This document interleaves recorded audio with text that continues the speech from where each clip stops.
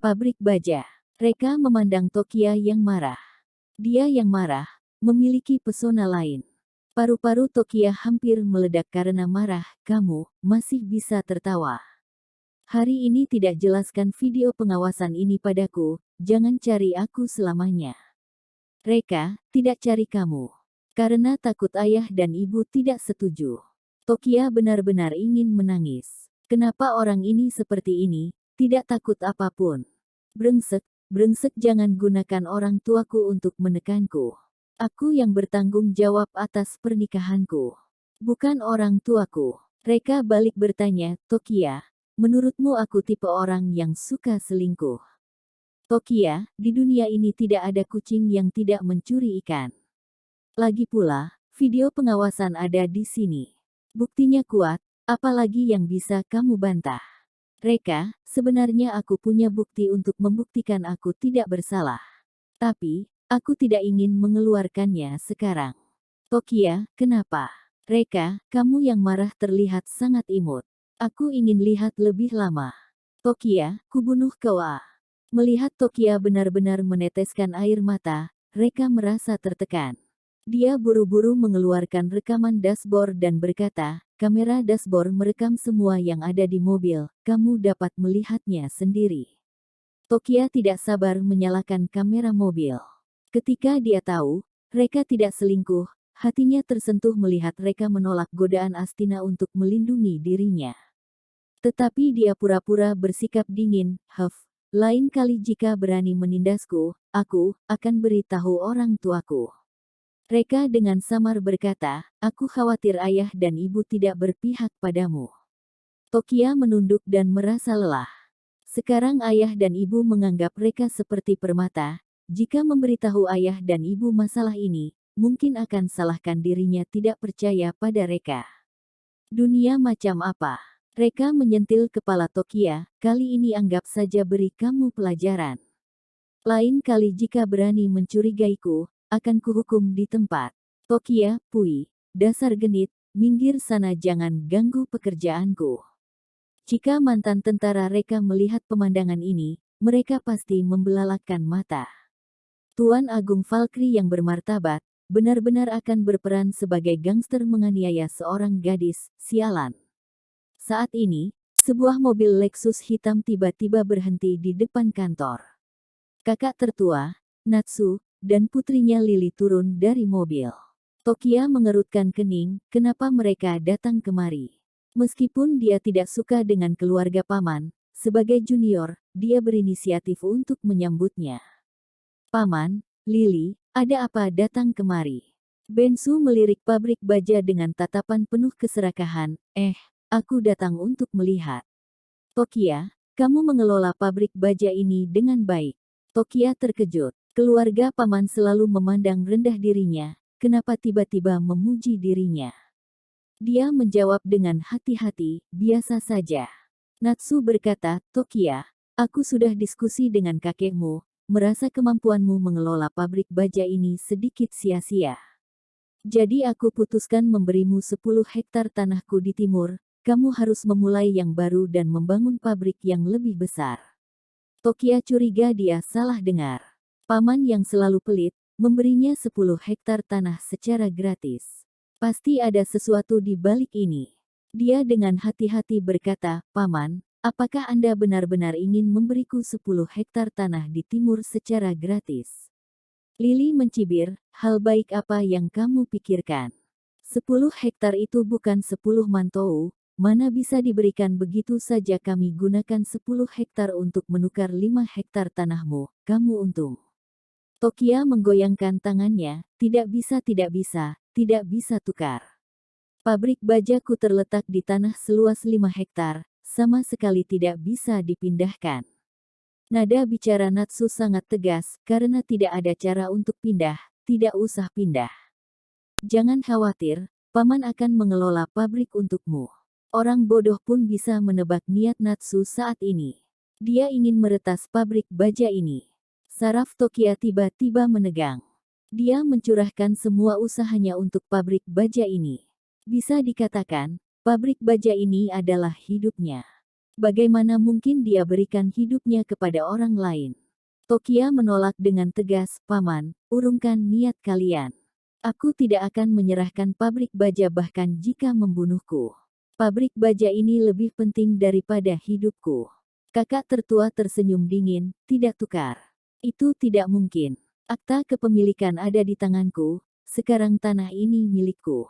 Setelah itu, dia mengeluarkan akta kepemilikan dan mengguncangnya di depan mata Tokia. Melihat akta kepemilikan, kepala Tokia berdengung. Paman benar-benar mendapat akta kepemilikan. Takutnya pabrik baja ini tidak bisa dipertahankan. Tokia menarik nafas dalam-dalam, berusaha menenangkan diri, kakak tertua, kalian keterlaluan. Sekarang juga aku cari kakek minta keadilan. Kakak tertua tersenyum sinis, jangan sia-siakan usahamu. Kakekmu tidak setuju, tidak mungkin aku mendapatkan akta kepemilikan ini. Itu ide kakekmu membiarkanku mengambil alih pabrik baja. Apa? Mata Tokia menjadi hitam, bibirnya bergetar, napasnya tidak lancar.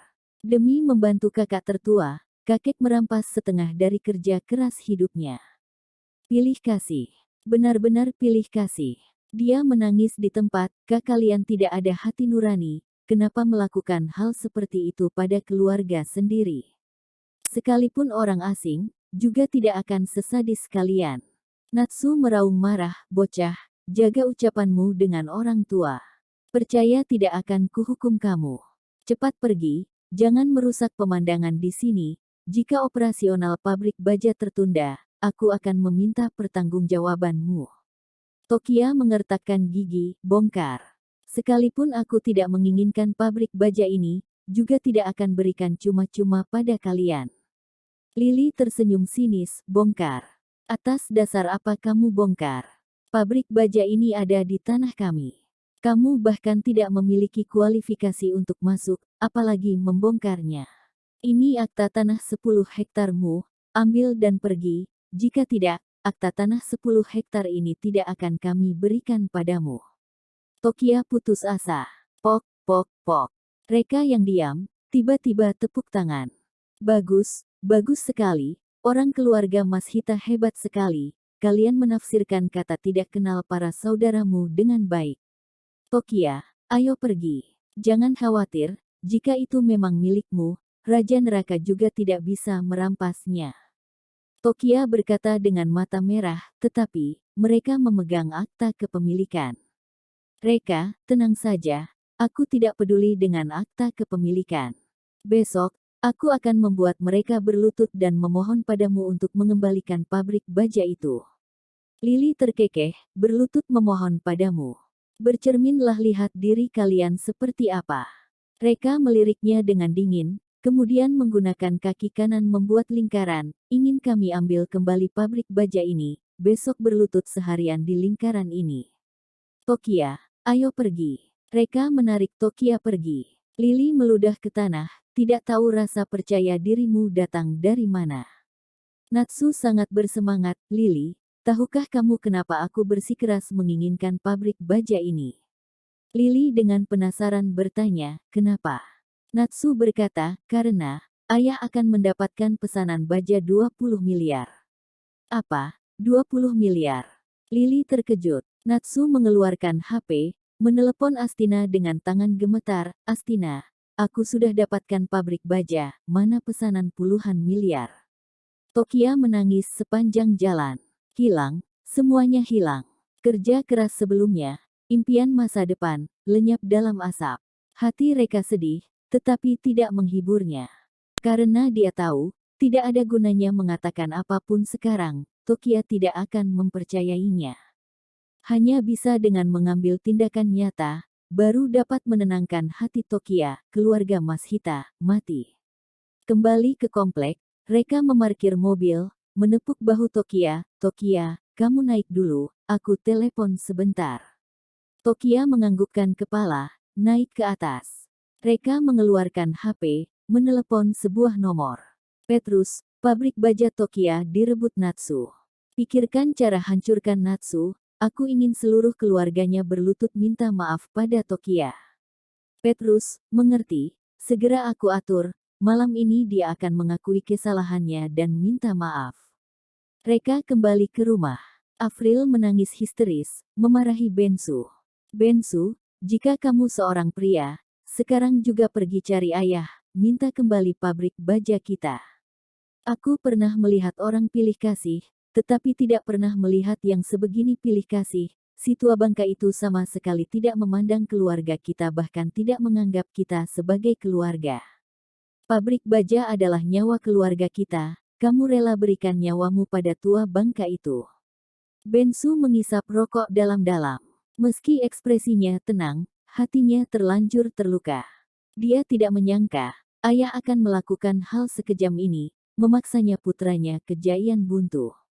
Dia bahkan curiga, apakah dirinya putra kandung Krusno. Meskipun marah, dia tidak berani melawan, apalagi pergi mencari Krusno meminta keadilan. Karena dia tahu betul, jika dia pergi, itu tidak berguna dan hanya akan dipukul dan dimarahi Krusno. Melihat dia diam, Afril semakin kesal, keluar dari rumah ini. Tidak bisa lindungi putri sendiri, untuk apa ada kamu? Kuberitahu kamu, jika kamu tidak bisa rebut kembali pabrik baja, jangan kembali. Bensu yang dimarahi terus-menerus menjadi kesal. Diam, aku pergi sekarang juga. Jika ayah tidak mengembalikan pabrik baja ke Tokia hari ini, aku mati di depan rumahnya. Bensu ingin keluar dengan gusar. Tetapi Reka menghentikan Bensu, ayah, jangan pergi. Malam ini, paman dan kakek akan berlutut meminta maaf pada kita, mengembalikan pabrik baja. Orang keluarga Mas Hita tertegun sejenak, menatap Reka dengan heran. Reka tampak tegas, percayalah padaku. Bensu memandang Afril dan meminta nasihatnya. Afril terdiam sejenak, lalu mendesah, lupakan saja, mari kita bicarakan besok. Tokia menatap Reka dengan mata kabur, pikirannya kacau. Haruskah aku percaya padanya? Begitu Astina mengetahui Natsu berhasil merebut pabrik baja, dia bergegas datang. Setelah memastikan akta kepemilikan itu benar, Astina tersenyum dingin. Reka, Tokia, kalian berdua kalah dariku. Huff. Orang yang tertawa sampai akhir adalah orang yang tertawa paling indah. Natsu memuji, Reka dan Tokia hanya dua serangga di depan Nona Sumoto, kenapa harus ambil hati? Oh, iya Nona Sumoto, itu. Apakah kamu bawa kontrak pesanan 20 miliar? Astina mengeluarkan kontrak dan berkata, ini kontraknya. Jika tidak ada yang salah silahkan tanda tangan. Proyek auditorium 10.000 orang belum resmi disetujui. Setelah proyek disetujui, kontrak ini otomatis berlaku. Natsu berkata dengan terima kasih Nona Sumoto. Jangan khawatir, potongan harga 50% yang Anda inginkan tidak akan kurang. Saat ini, sebuah mobil Mercedes-Benz hitam tiba-tiba melaju ke pabrik baja dan berhenti di sebelah Natsu. Begitu pintu mobil terbuka, seorang pria paruh baya dengan setelan jas berjalan turun. Melihat pria itu, mata Astina tiba-tiba menjadi cerah, buru-buru menyapa, Manajer Carson, pekerjaan kecil seperti ini tidak perlu kamu datang, aku sendiri bisa mengatasinya. Natsu dengan rasa ingin tahu berkata, dia. Astina menjelaskan, manajer departemen purchasing kami, Gundi Carson, Manajer Carson.